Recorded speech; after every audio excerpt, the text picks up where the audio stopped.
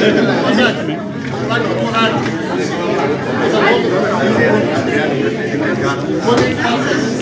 me posicionar também.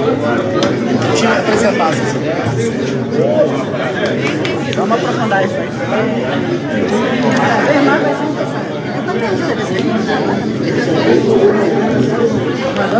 Essa galera consegue entrar aqui.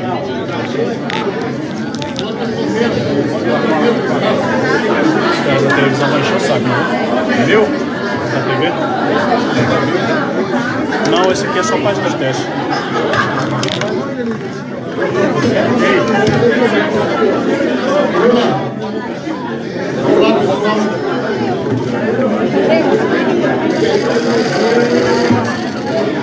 Haddad, você quer ir no banheiro? Tem um banheiro aqui do lado.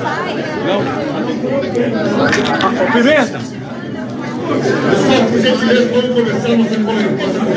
Vocês querem ficar? Pode ficar. Presidente.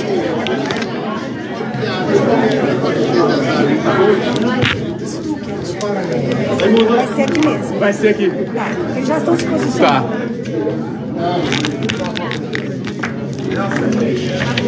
Direito.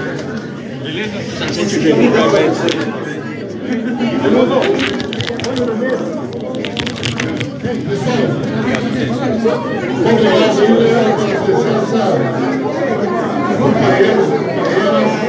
Aí, aqui não atrapalha não. Fica aqui.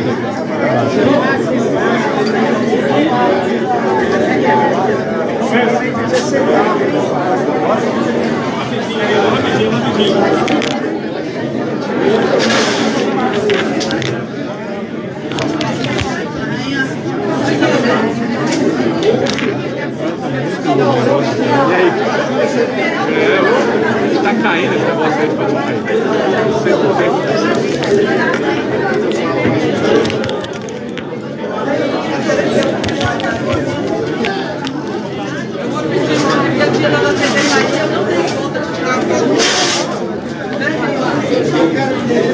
Nível. Tá no colo.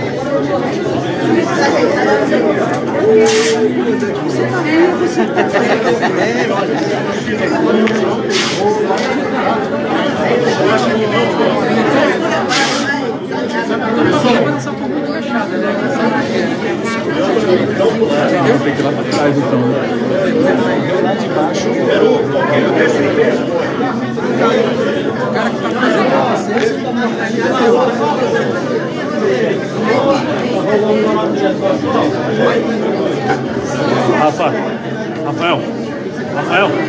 Rafael.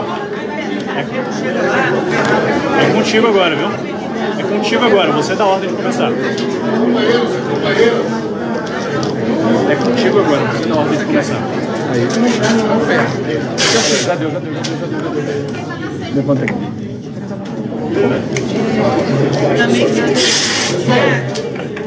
Vamos liberar aqui à frente, por gentileza.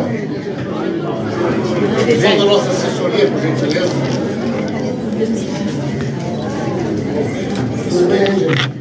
É só um pouquinho, Haddad.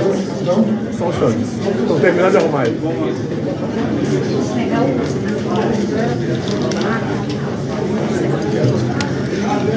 Esse aqui. Foi. Pessoal, vamos por gentileza aí. O Rafa precisa ficar aqui? Não.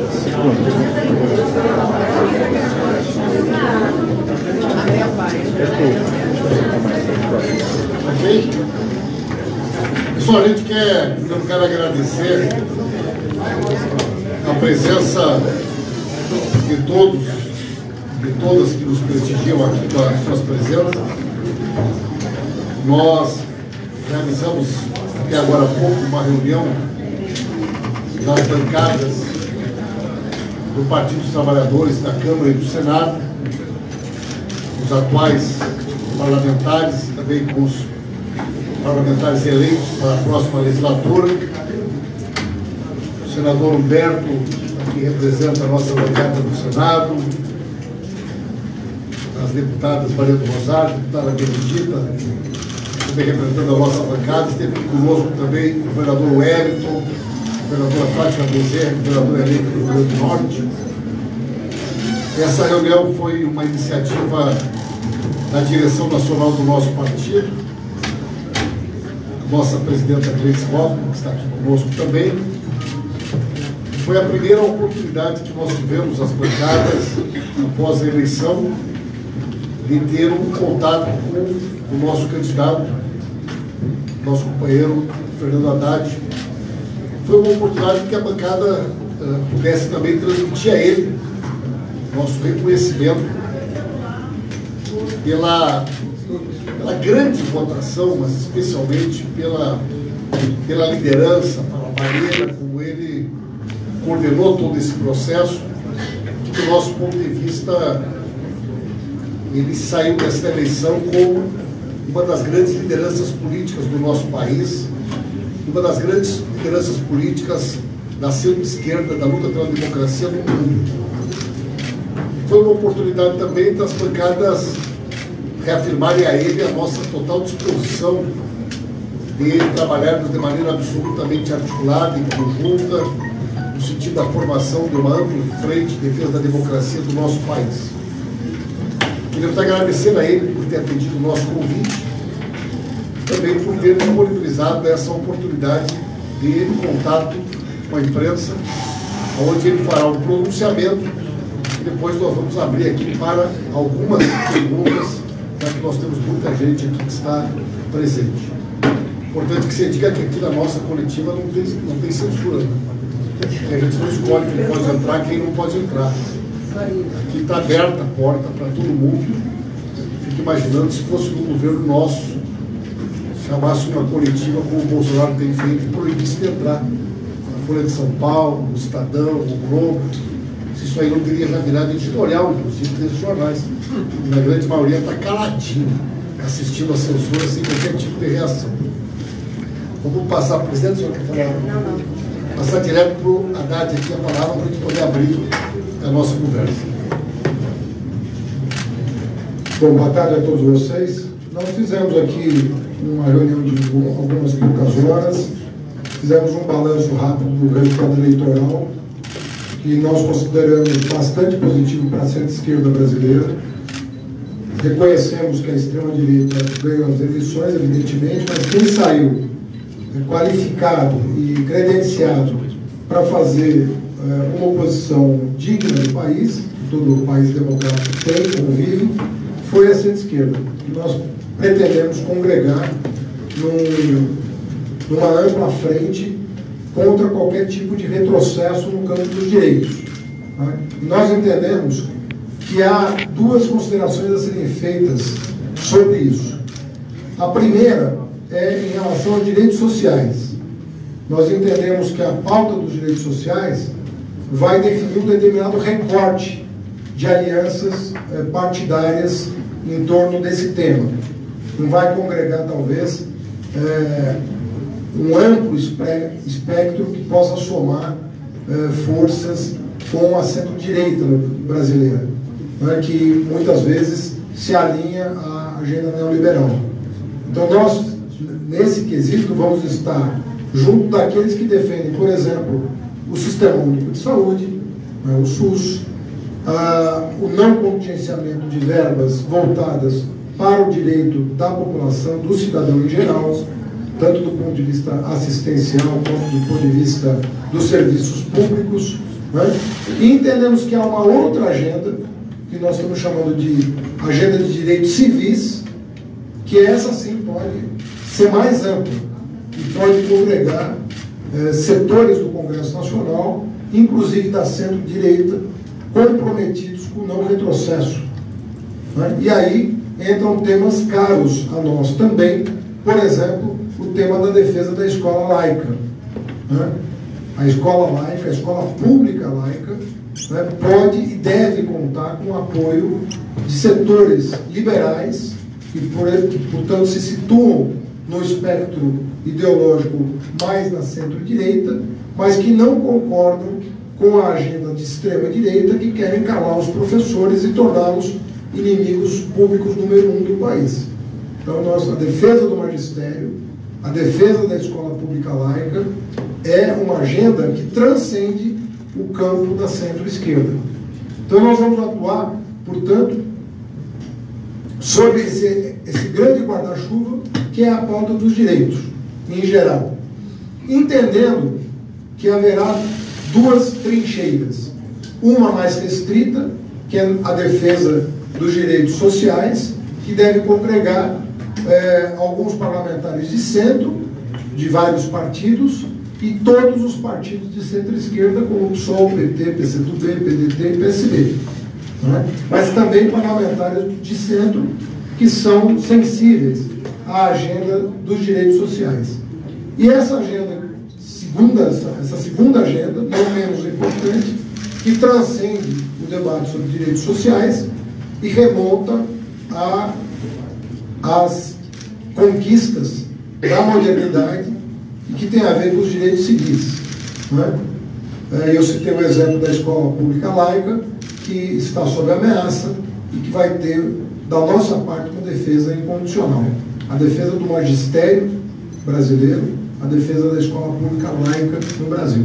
Então, são questões que exigem articulação, e nós estamos dispostos a nos somar, né, como partido organizado, às correntes de pensamento mais modernos, que querem, as correntes mais modernas de pensamento, que querem garantir que não haja retrocesso no Brasil nesses dois âmbitos. Né.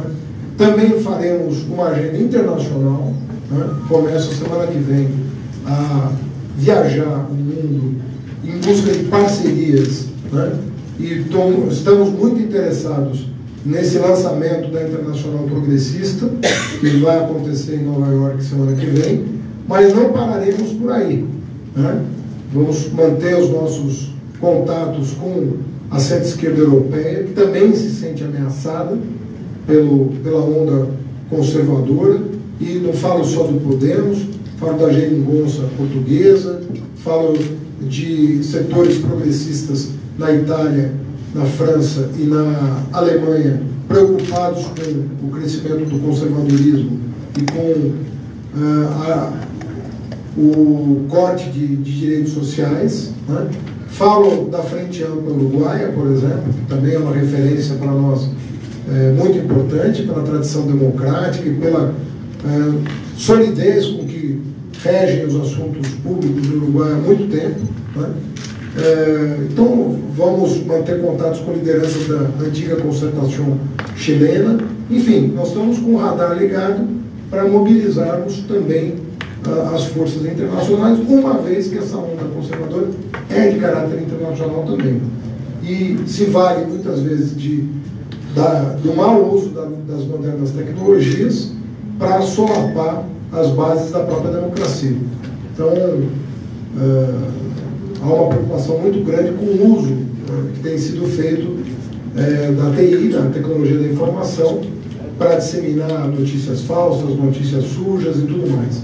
Aproveito para dizer que nessa minha viagem aos Estados Unidos, nós pretendemos explorar a possibilidade de entrar com uma ação judicial contra o WhatsApp lá, na sede da empresa, para que ela lá preste contas do que fez aqui, desconhecendo a jurisdição das autoridades brasileiras sobre o que eles deveriam, em termos de transparência, oferecer para o país. Eles estão se recusando a abrir os dados, não os microdados, mas os dados, os macrodados, sobre a onda de fake news, sobretudo na última semana do primeiro turno, né? E nós vamos estudar a possibilidade de uma ação judicial em solo americano, para que eles efetivamente possam dizer a que se prestaram nas eleições brasileiras, com o intuito de que isso não se repita, nem aqui, nem em nenhum outro lugar do mundo.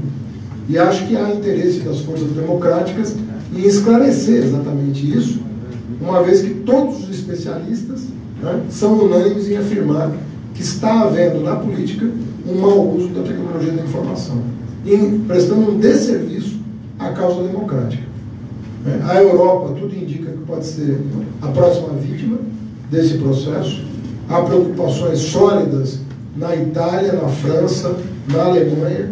O Brexit já foi uma consequência desse mau uso da tecnologia da informação, e os democratas do mundo têm que se unir em torno de uma agenda que coloque um freio ao mau uso disseminado das redes sociais. Nem é contra a rede social, mas como todo instrumento, né, ele tem que ser usado em benefício das pessoas, e não em prejuízo da democracia. Então, são essas as questões preliminares, e se eu puder aprofundar algum tema desses que foram tratados, estou à disposição. Eu vou pedir para o pessoal se apresente, né? E eu vi você primeiro. Pode ser? Se apresenta, por favor. Daniel Carvalho, da Folha de São Paulo. Queria fazer duas perguntas ao senhor. Uma, nessa reunião que os senhores fizeram, que tipo de autocrítica foi feita na avaliação, que pontos foram identificados como erros que o partido cometeu e que poderiam ter sido evitado? E além dessa questão das fake news, como que os senhores pretendem trabalhar a questão de comunicação para daqui a 4 anos, até mesmo nas eleições daqui a 2 anos, serem mais competitivos em termos de comunicação, de redes sociais, de aproximação com esse público digital, como a campanha adversária do senhor acabou sendo vitoriosa?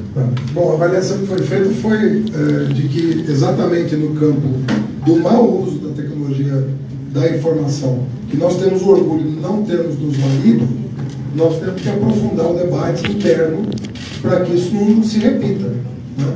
E por isso está sendo considerada a possibilidade de uma ação judicial em solo americano, para que o WhatsApp preste os esclarecimentos que se negou a fazer para a justiça brasileira, o que, na minha opinião, é muito grave.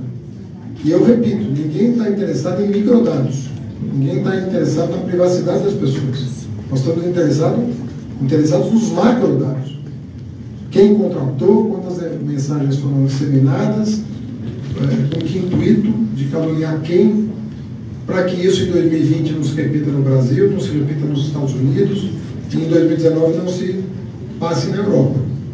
Então a grande avaliação que foi feita nesse sentido foi essa, de que nós não estávamos preparados para esse tsunami cibernético que nos afetou com o uso aparente, pelo menos segundo o jornal Folha de São Paulo, o uso aparente de dinheiro irregular, inclusive, o famoso caixa preso.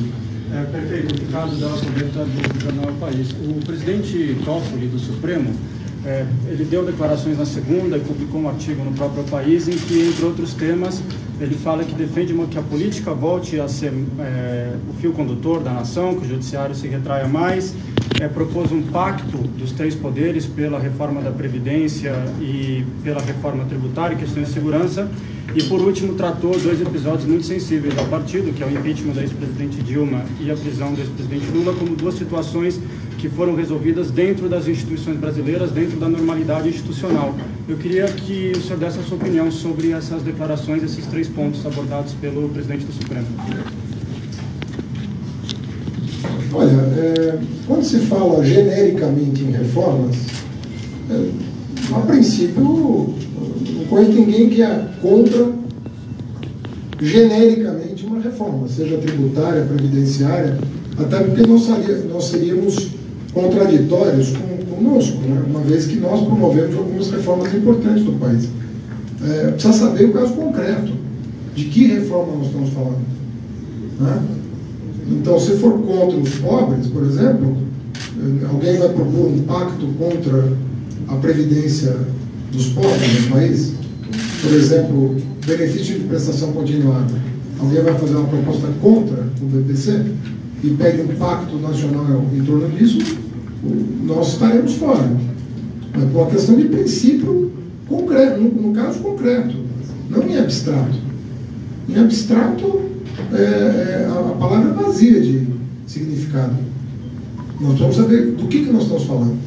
Veja que eu ouvi o presidente eleito falar que é contra a reforma proposta pelo Temer.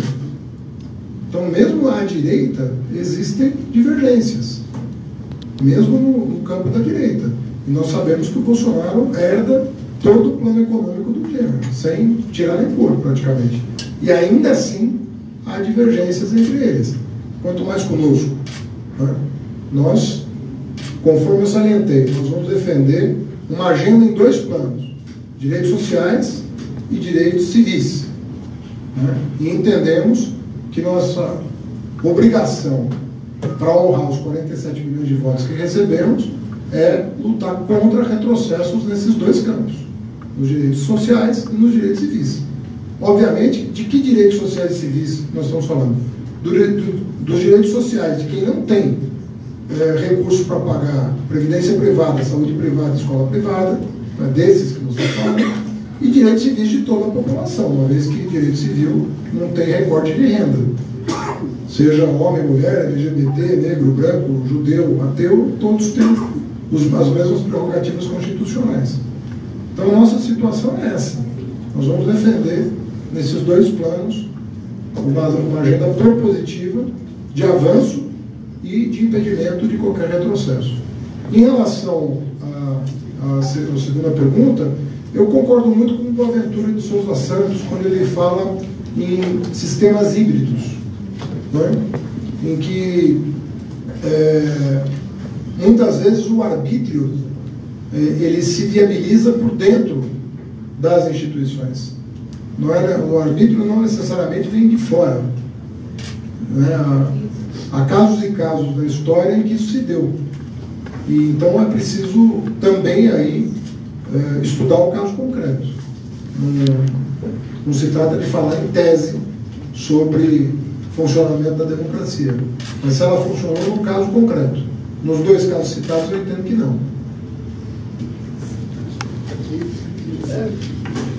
Professor Haddad, presidente, sobre a Internacional Progressista, qual é a perspectiva de atuação coletiva dessas forças no plano internacional? O que concretamente se pode imaginar que vá ocorrer a partir dessa articulação? Podia se apresentar para nós? Desculpem, eu sou Cíntia Campos, do PT no Senado. Sim. Olha, eu penso que está muito alinhada com o que eu acabo de dizer sobre a nossa atuação no Brasil, como ela vai se pautar, né? Que é uma pauta de defesa dos direitos das pessoas, direitos civis e sociais, os 2, não só um. Né? Para nós, essas 2 coisas, os direitos sociais dão conteúdo concreto à democracia, os direitos civis são a essência da democracia, portanto, nós não vamos fugir dessa pauta. E eu entendo que essa Internacional Progressista considera que o que ocorre no mundo é resultado da crise do neoliberalismo. E nós não temos, na própria definição do Varoufakis, que no convite que me fez por escrito, ele dizia que nós temos que sair de uma falsa polaridade entre o neoliberalismo de um lado, que foi o responsável pela crise de 2008, com as consequências, e o nacionalismo tosco, que se sobrepôs a esse neoliberalismo desalmado. Então, não é possível que a gente tenha que optar só entre uma coisa e outra. E, nesse sentido, o Bernie Sanders é uma figura paradigmática, porque ele nem era a Hillary, entre os democratas, e muito menos o Trump, né? Contra quem ele gostaria de ter concorrido nas eleições presidenciais americanas. Então é essa falsa oposição que, na verdade, não traz nenhum benefício para a massa da população. Sou eu, né? Ela, essa moça aqui mesmo, Maria. Lisandra Paraguaçu, da agência Reuters. 2 perguntas, professor Haddad. A questão da ação contra o WhatsApp. O senhor disse que nós vamos analisar. Eu quero saber o que falta para decidir. Então, você vai decidir só lá. E a outra questão é, o PT, quando era oposição, antes ainda do governo Lula, ele era uma oposição muito dura. Era muito raro o PT votar alguma coisa, mesmo que tivesse alguma concordância, porque era oposição. A oposição que o PT vai fazer agora é essa, ou o PT pode, em alguns casos, votar a favor do governo em questões que acha que são interessantes ou possíveis? Olha, não é verdade que o PT votou tudo contra quando era oposição. Não é? E isso aí cabe aos líderes internamente analisar caso a caso, não é? Ninguém vai votar contra uma medida que beneficie a população que se sentiu representada pela plataforma que nós defendemos, não é? E pode ser que eles tenham voltado atrás em tanta coisa, quem sabe continuem voltando atrás de coisas relevantes para nós e que impeçam retrocessos maiores, né? Então, isso aí vai depender da pauta, que nem está anunciada ainda, né? E a questão do que falta para decidir? Falta um advogado dizer que a gente tem legitimidade de parte nos Estados Unidos. Eu preciso saber se nós precisamos nos associar a alguém lá, se alguém precisa patrocinar a ação lá, ou se o próprio PT pode ingressar com a ação. Eu não tenho domínio da legislação americana para saber se essa ação é possível a partir só da nossa iniciativa ou se é preciso uma articulação jurídica maior para cumprir os pressupostos da legislação americana. Isso vai ser visto como corrupção. Eu vou perguntar quem pode nos orientar nisso, né? Porque eu penso que é uma ação de caráter universal, porque tem relevância universal. Se nós conseguirmos esclarecer o que se passou no Brasil, né, e que não pode ser investigado aqui, eu acho que isso pode ajudar o mundo a reencontrar o passo, né, de uma democracia estável que não esteja sujeita aos solavancos promovidos por ações orquestradas na rede social e patrocinadas por dinheiro que ninguém sabe a origem. Beleza? Tereza Cruzimel, Jornal do Brasil. Professora Haddad, ainda na questão do uso das redes sociais pelo candidato da extrema-direita, você está anunciando medidas jurídicas, acho até que esse caminho internacional é importante, né? Porque há uma convicção crescente no mundo de que a democracia está sendo driblada, né, por estes recursos. Mas a minha pergunta é sobre outro tipo de providência, né? O que o PT vai fazer para neutralizar, né, os elementos, as histórias que foram contadas pelo WhatsApp com a população e que geraram, né, catalisaram o antipetismo da reta final do primeiro turno, que foi importante para o resultado final. Por exemplo, o kit gay, as pessoas continuam acreditando em kit gay e muitas outras lendas que foram contadas via WhatsApp. O PT vai esperar uma próxima eleição para retomar essas questões? Ou o que o PT vai fazer no seu contato com a população para contar as coisas como elas são? Não, a pergunta é ótima, porque esse foi um objeto de discussão entre nós. Há uma reaproximação forte do PT com setores que tradicionalmente, não que não estejam conosco há muito tempo, mas não estão com tanta proximidade quanto outros setores historicamente considerados. Então, essa dimensão, e há análises sendo feitas mostrando que se eu tivesse a mesma proporção de votos no mundo evangélico que eu tive no mundo não evangélico, eu teria ganhado a eleição, ou chegado muito próximo da vitória. Isso significa que é um trabalho a ser feito. Porque se é verdade que a mentira foi disseminada, é verdade também que as pessoas, de alguma maneira, estão predispostas a acreditar naquilo. E se estavam predispostas, é porque, de alguma maneira, nós não estamos próximos alertando dessa possibilidade.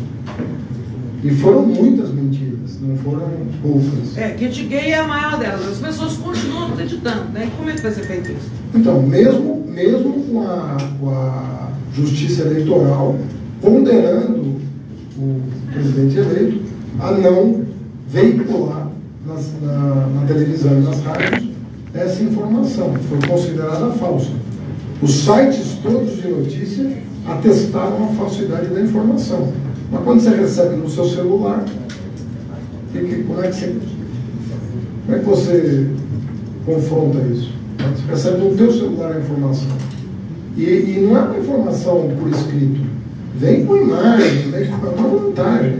Uma coisa não chega a ser sofisticada, mas é uma coisa bem feita. É convincente. É convincente. Então nós temos que estar mais perto das pessoas para alertá-las, né, sobre esse tipo de coisa. Mais uma pergunta? Liberou mais uma pergunta? Luciana Lima, eu sou do Jornal Metrópolis. Eu vi que houve aqui uma seleção, né, de ações no campo da oposição, e focando a questão dos direitos sociais, dos direitos civis e também a atuação internacional, que é um ponto fraco que a gente já viu aí o governo eleito patinando nessa história. O que eu queria saber é o seguinte: esses assuntos, eles foram elencados diante de uma perspectiva de melhora da economia no próximo ano, já que a economia é cíclica e a gente sabe que fatores internacionais influenciam, fatores nacionais influenciam, e a economia já vem dando algum sinal de que possa melhorar no próximo ano. Eu quero saber se esses elementos foram selecionados diante dessa perspectiva.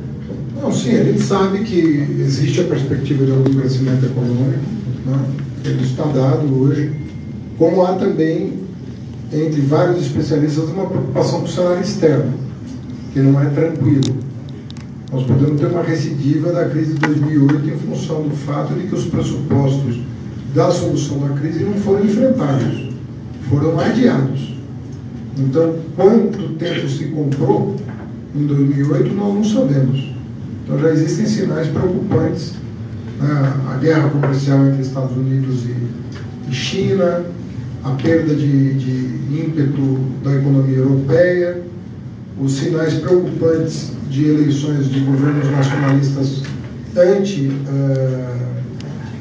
contrários à União Europeia, contrários à integração, anti-integração, portanto. Então, isso tudo preocupa. Mas, enfim, nós estamos no 4º ano patinando.